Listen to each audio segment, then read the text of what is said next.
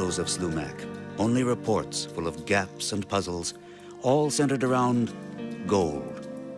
It is said that in the 1880s, the old Indian came down out of the hills carrying huge nuggets from a hidden gold mine. No one knew where the mine was. For each spring, Slumach simply disappeared. And each fall, when he came back, he had more gold than ever. Rumor had it that Slumach was a killer, that every year he took a pretty young woman off to the mines with him. In all, 9 women who were never seen again. How much is true? Only one thing is certain.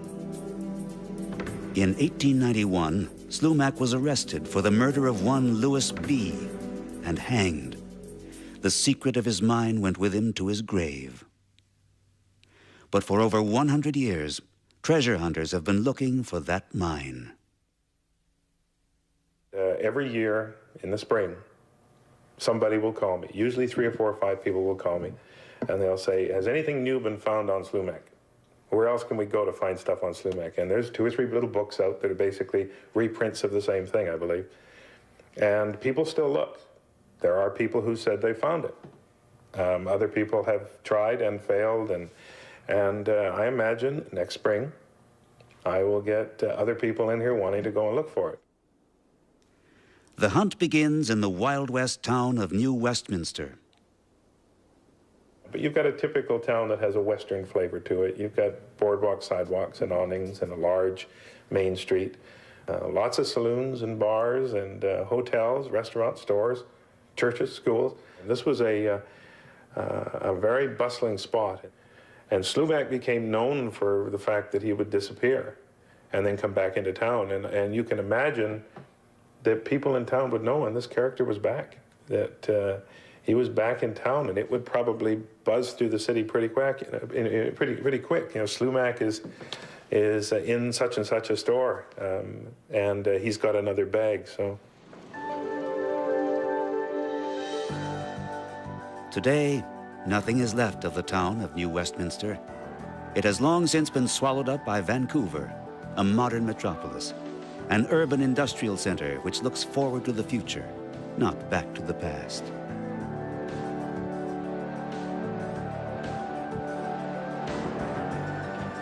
The romance of the old Wild West can no longer be found here. Yet, only 60 miles north of Vancouver, everything is still as it was in Slumach's time. It is here, at Pitt Lake, that the old Indian would set off each spring, heading up into the mountains. And it is here that the trail for the legendary gold mine begins in earnest. We have come to Pitt Lake to unravel the dead man's mystery, to start our own search for Slumach's gold.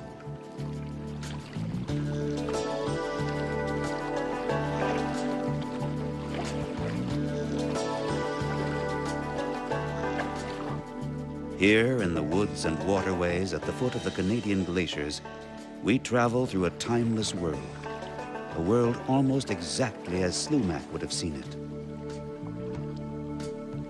Our guide is Peter Vellners. For years, he's been following Slumach's trail and piecing together his story. Well, he was an old Indian guy that used to come out of these mountains somewhere and bring his gold into New Westminster, into the saloons, and trade them for beer, his food, and then come back up in the mountains and stay up here for long periods of time and then come back out of the mountains. The story goes that he used to take women with him so that they could, they suppose, squeeze into a small crack to get the gold out. But from what I've heard of, talked to about his relatives, they say that's not true. That's just the propaganda, I guess, they made up in those days. Even Slumach's death is controversial. He was hung for the murder of Louis B., another Indian guy from the same area. And they had been enemies most of their lives. And apparently, Louis B. had always been threatening him and bullied him. And finally, in fear of his life, they say he shot Louis B. Every year, Peter spends some weeks at Pitt Lake. Like Slumach, he exchanges the society of men for the loneliness of the mountains. And as he does, he thinks of the vanished gold, which has never been found. It's there. There's too many people saw him bring that gold out of here, and he's from here, born and raised here. He never went very far. Some people say he got it from somewhere else or he robbed other people, but I don't think he would have ever gone that far away from here. Many treasure hunters have come to Pitt Lake looking for Slumach's treasure, and many have died. It is said that with his last breath, the old Indian put a curse upon his gold, a curse on all who would follow his path. And over the years, this terrain has certainly proven deadly. It's the roughest country in the world. You go in, the weather changes so fast in here, you can get stuck in these mountains. Just about 30 people have died directly because looking for Slumach's gold. And this includes search parties. Parts of search parties have got lost and fell down or died of exposure in these mountains. Yet a list of dead men, no matter how long, cannot deter someone who has been seized by gold fever. Every treasure seeker relies on his own experience and concentrates on one goal, the mine. And rumors of the occasional gold find, small as they may be, only enhance the legend. And there's been many guys looking for it, and a couple have found gold in here. But they didn't tell anybody either. They are all silent, the dead and the fortunate few. So which way do we take our search? Peter has set up his tent along the Pitt River. Perhaps this time we'll be lucky. The camp is comfortable, the weather fantastic. August weather, sunshine, blue skies, no wind. A good time to set off on Slumach's trail. It is a journey for which there is no strategy. Peter follows his instincts and the few clues that Slumach left behind.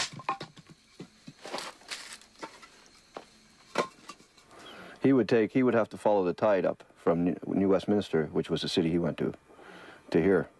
So sometimes it might take him 2 days to get here, but once he got here, they say 3 days in, 1 day out.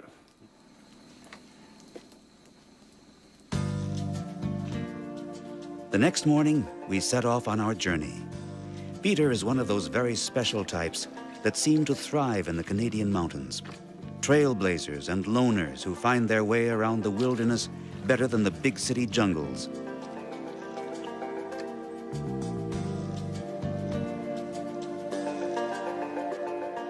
For the past 20 years, Peter has been spending the summer in these Pitt Lake mountains, always in the shadow of Slumach's legend. Each year, he sets off, following the Pitt River, wandering ever further up towards the headwaters.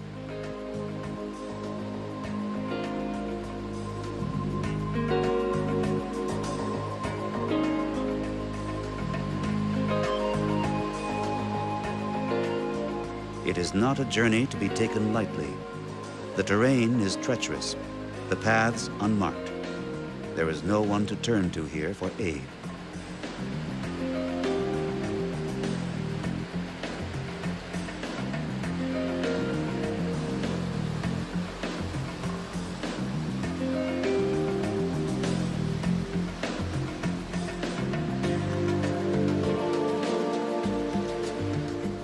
Through these hills, there are few simple trails.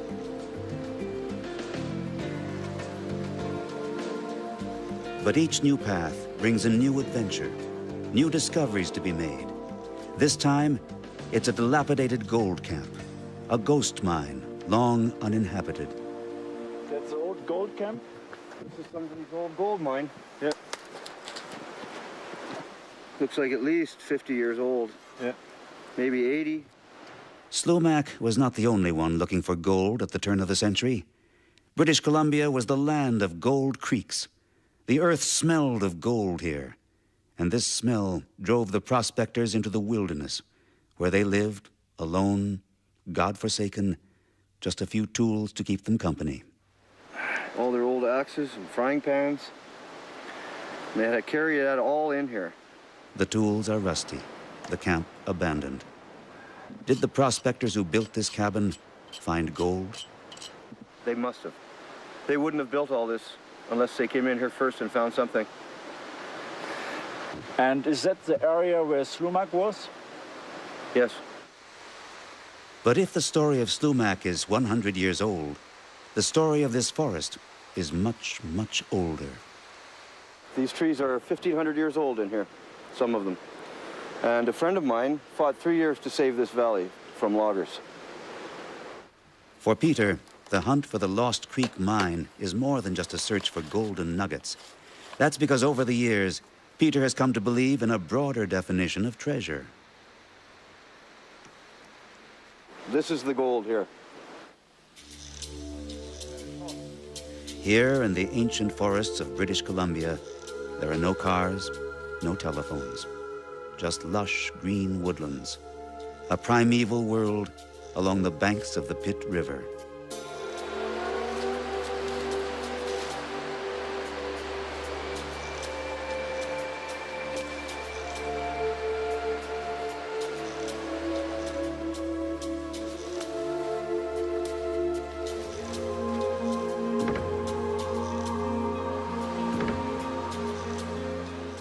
On Slumach's trail, the reward lies not just at the end of the journey, but every step of the way.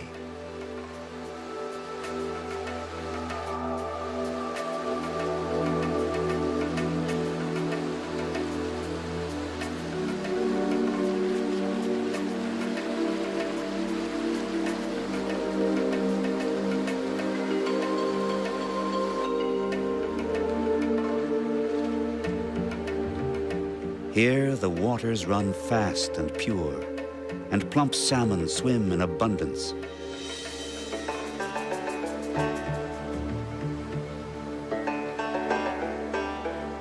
For Peter, the true wealth of the forest lies not in gold, but in freedom.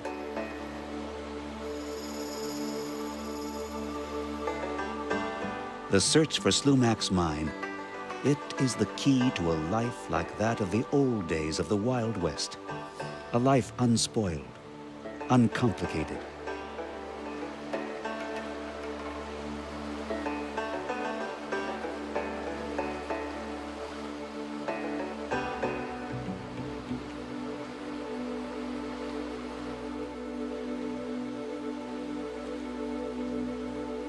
The people who live in the forests of the Pitt Lake Mountains love the solitude.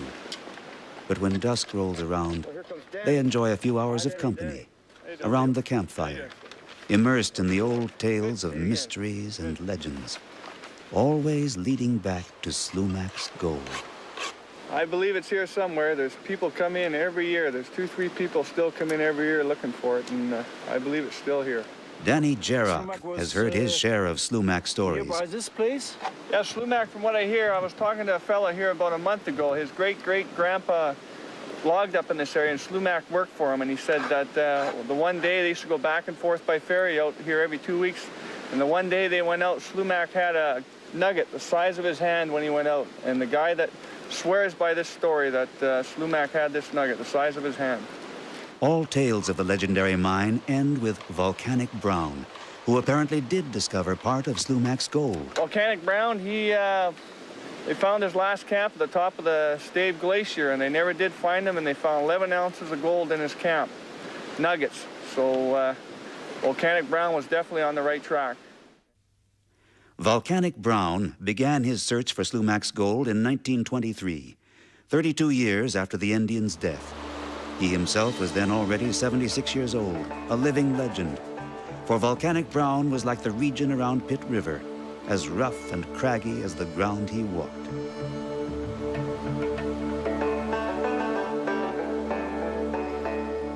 Brown was a pioneer in a land of pioneers, a jack of all trades who never stopped dreaming.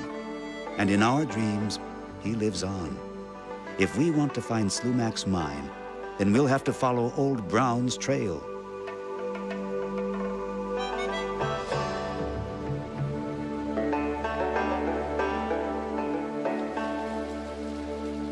The next day takes us higher and higher along the banks of the Pitt River to an old hot spring where Slumach and Brown were said to have warmed themselves. These waters still bear minerals, and Peter is always on the hunt, checking for gold. searching the soil and the currents for any glittering trace.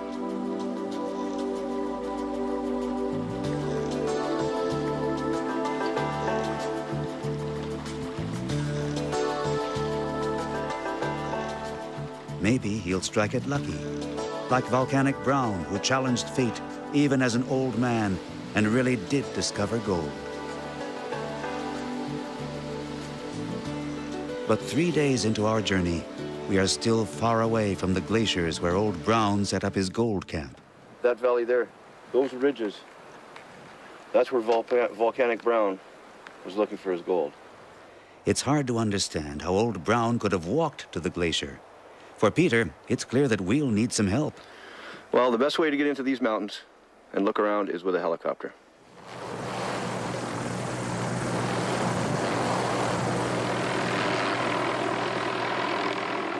From here on out, we'll take to the air. For we don't want to tempt fate in a region where a curse hovers. Slumach's curse would, in fact, fell even Volcanic Brown. In the late summer of 1930, Brown failed to return from the mountains. In the fall, a group of men set out in search of him. The men found his camp and 11 ounces of gold. But of Brown himself, there was no sign. He had simply disappeared. Brown would never be heard from again.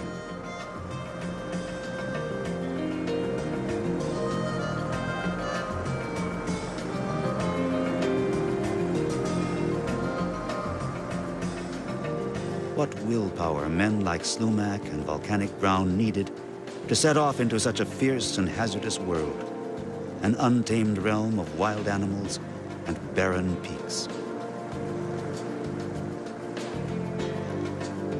Slumach and Volcanic Brown accepted the challenge of the wilderness. They braved the cold, the ice fields, the storms, the unforgiving terrain.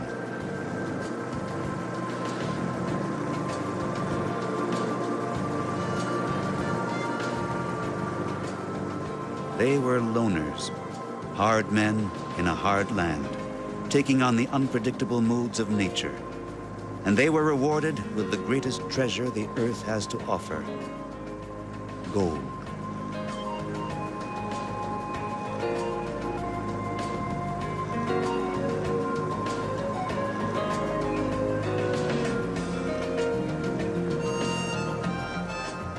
Today, there is no trace of Volcanic Brown's camp in these mountains. Our search has come to a dead end. And yet, there is one more trail, one more clue to be followed through the jagged coastal peaks of British Columbia. For Volcanic Brown was not the only person to venture this far in search of Slumach's gold. Another treasure hunter reached the ice fields of the Pitt Lake Glacier looking for the Lost Creek Mine.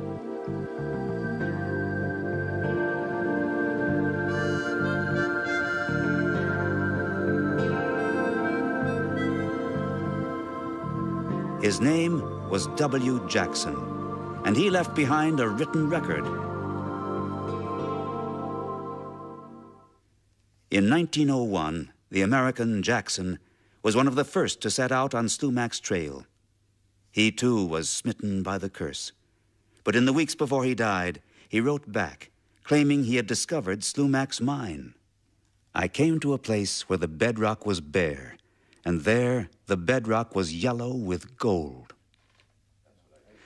Many treasure hunters carry copies of this letter with them, and experts claim that it's genuine. The original letter was date stamped from a government office, and that date stamp I examined very closely. I know who found it, and the letter is interesting, and it's probably the key to it. It uses certain phrases that were only used in the 1880s and 1890s, such as light out and O with an O, which is an American phrase. So the original letter is genuine.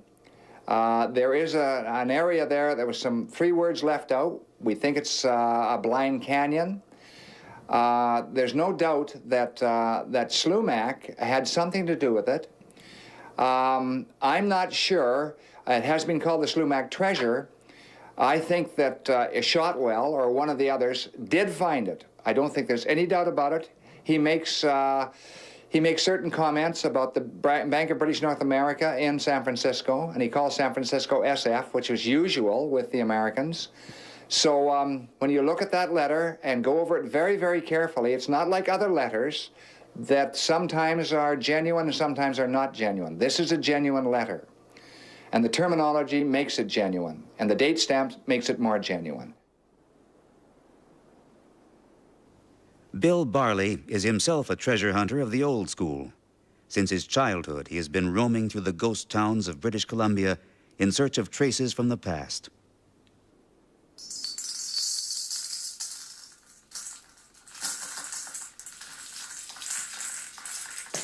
I'm a researcher of the Old West, and I've picked up some treasures, yes, some small ones, $15,000, $20,000, $25,000, some a little more.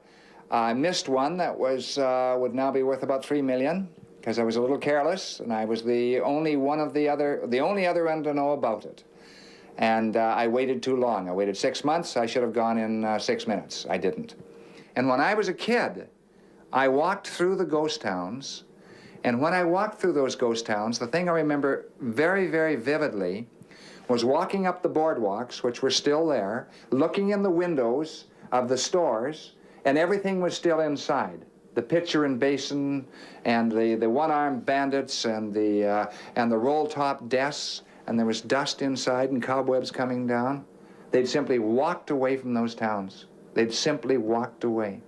And that stayed with me ever since I was a kid of about 8 or 9 years old. And there were a number of those towns all through that mining country, because the towns only lasted as long as the gold or silver lasted. Once that was gone, they were gone. The search for Slumach's lost gold mine is also a view through a window into another era, an era which captivates us still. In our journey through the wilderness, we have sensed the legacy of the past.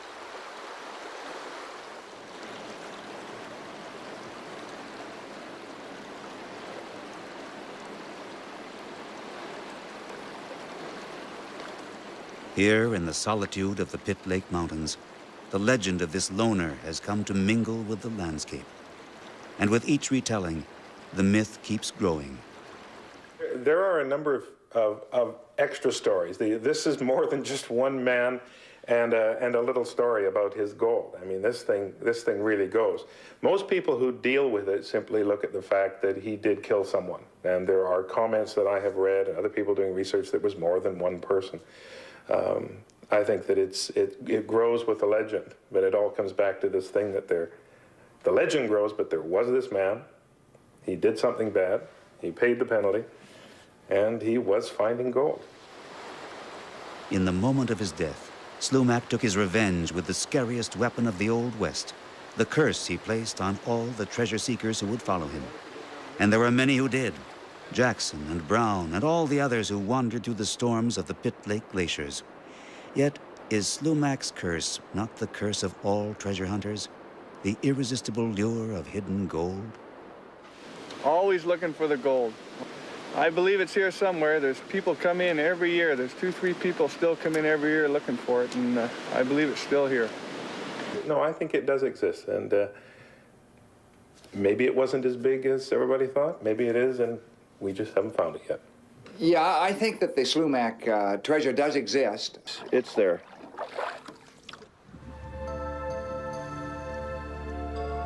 Some say that Slumach's ghost still hovers over the Pitt Lake Mountains, that his name is still whispered by the wind, the river, the trees, and the mountains. It is said that the echoes will never leave this lonely land until his gold is found.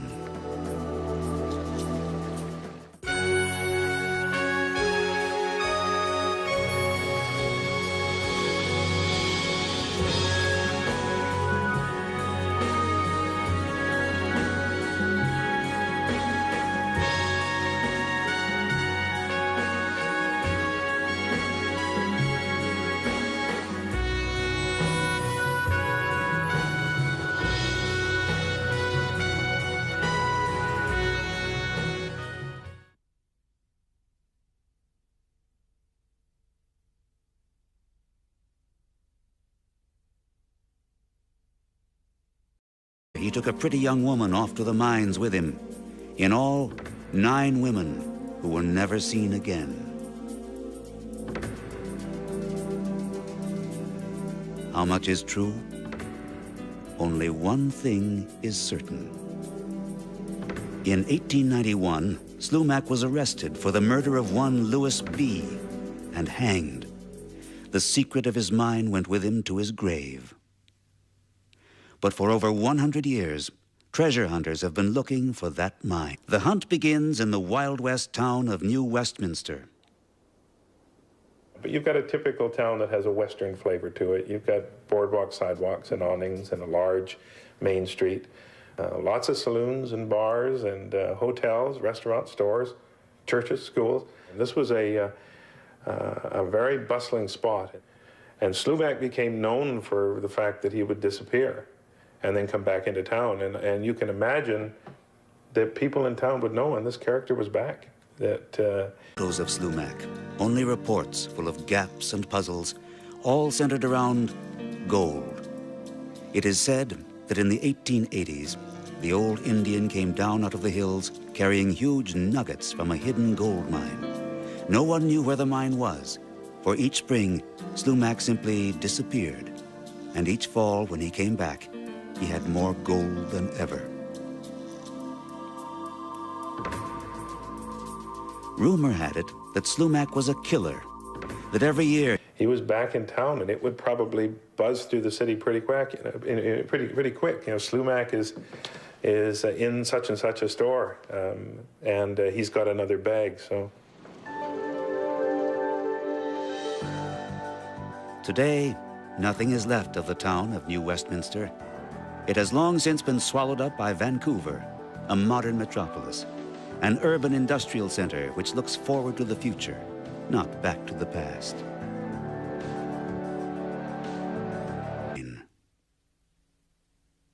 Every year in the spring, somebody will call me. Usually 3 or 4 or 5 people will call me, and they'll say, has anything new been found on Slumach?